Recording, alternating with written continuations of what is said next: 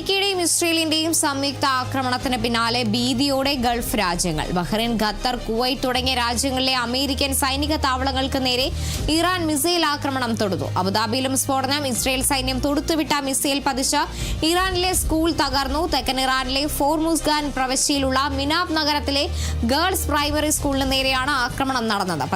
51 വിദ്യാർത്ഥികൾ കൊല്ലപ്പെട്ടതായാണ് റിപ്പോർട്ടുകൾ.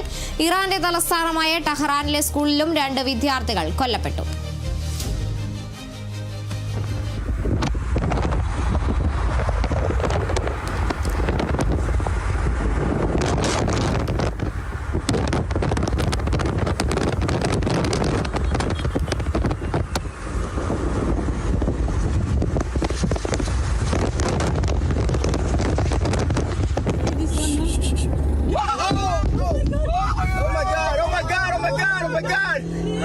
Okay. All right.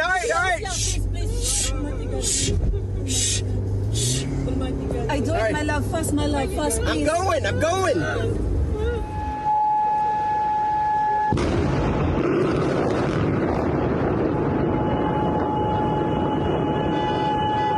What the fuck?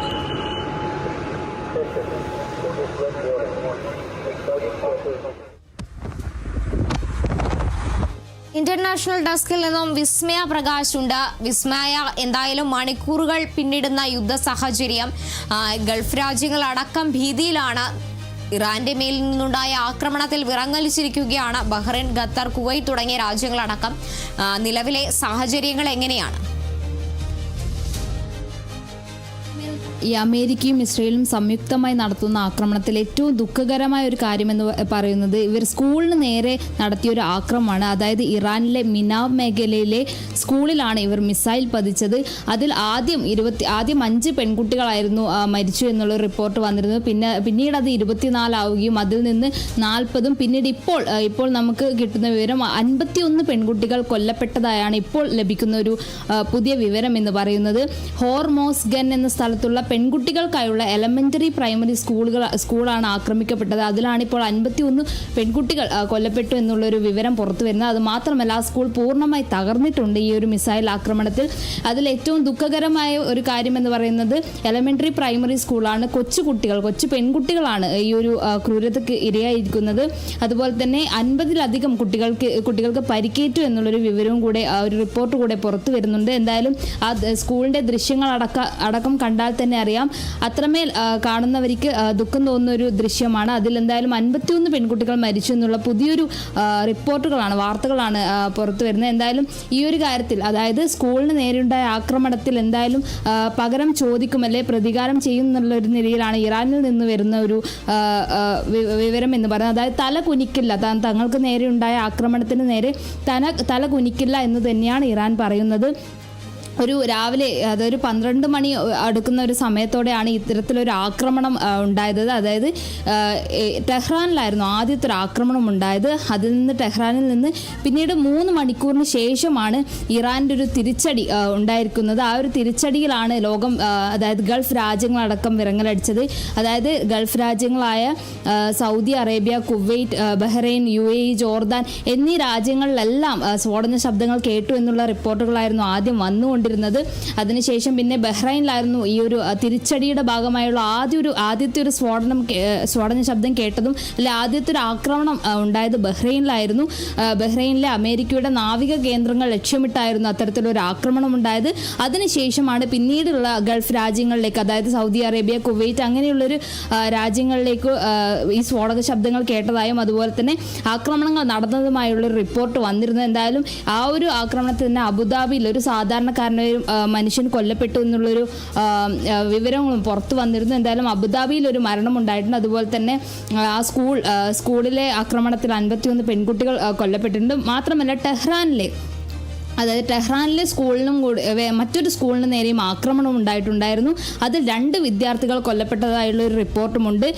പിന്നെ ഗമനയുടെ വസതി തകർത്തിട്ടുണ്ടായിരുന്നു. അതുപോലെ തന്നെ ഇറാഖിലെ ഇറാൻ അനുകൂല ഗ്രൂപ്പിന് നേരെയും ആക്രമണം ഉണ്ടായിട്ടുണ്ടായിരുന്നു. അതിൽ 2 പേർ കൊല്ലപ്പെടുകയും 3 പേർക്ക് പരിക്കേൽക്കുകയും ചെയ്തിട്ടുണ്ടായിരുന്നു. എന്തായാലും അതുപോലെ തന്നെ ഇറാന്റെ ആക്രമണത്തിൽ ഇസ്രായേൽ 9 നില കെട്ടിടം തകർന്ന് ഒരാൾക്ക് പരിക്കേറ്റിട്ടുണ്ട്. ഇത്തരത്തിൽ മരണസംഖ്യ കൂടി വരികയാണ് ആക്രമണത്തിൽ ഓരോ സ്ഥലത്തും.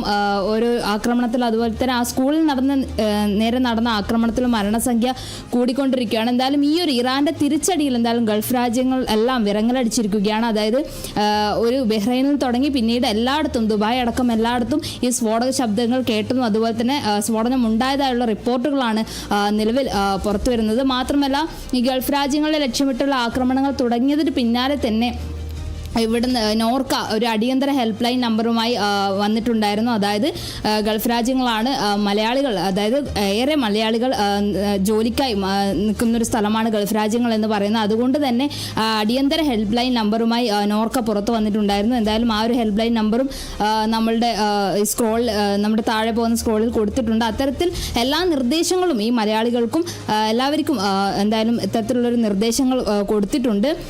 എന്തായാലും ഇപ്പോൾ നമുക്ക് ലഭിക്കുന്ന ഒരു പുതിയ വിവരം എന്ന് പറയുന്നത് ഇത്തരത്തിലൊരു ആക്രമണത്തിൽ 51 പെൺകുട്ടികൾ മരിച്ചു എന്നുള്ളൊരു പുതിയ വിവരമാണ് കാർത്തു ലഭിച്ചത്.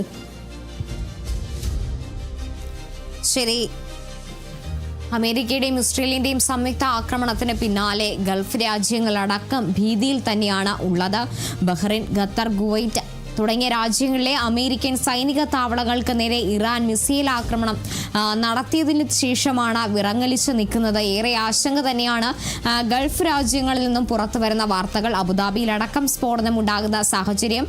കൂടാതെ തന്നെ ഇസ്രയേലിന്റെ ഭാഗത്തു നിന്നുണ്ടായ ആക്രമണത്തിൽ ഇറാനിലെ ഒരു സ്കൂൾ തകർന്നിരുന്നു. ഇതിൽ മരണസംഖ്യ വീണ്ടും ഉയർന്നിരിക്കുകയാണ്. മരണസംഖ്യ 51 ഉയർന്നു. 51 വിദ്യാർത്ഥികൾ കൊല്ലപ്പെട്ടതായുള്ള റിപ്പോർട്ടുകളാണ് ഏറ്റവും ഒടുവിൽ പുറത്തു വരുന്നത്. ഇറാന്റെ തലസ്ഥാനമായ ടെഹ്റാനിലെ ഒരു സ്കൂളിലും ഇത്തരത്തിൽ ഇസ്രയേലിന്റെ ഒരു ആക്രമണത്തിൽ 2 വിദ്യാർത്ഥികൾ കൊല്ലപ്പെട്ടു എന്നൊരു വാർത്ത കൂടി ലഭിക്കുന്നുണ്ട്.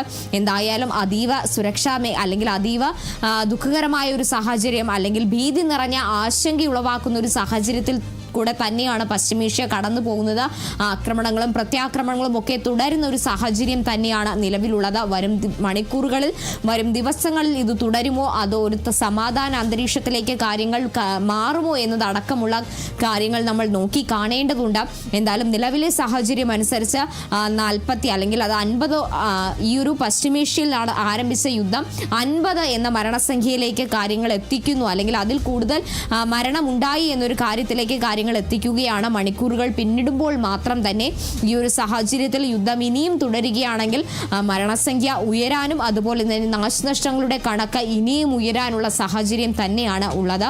ഇന്റർനാഷണൽ ഡെസ്കിൽ നിന്നും വിസ്മയാണ് കൂടുതൽ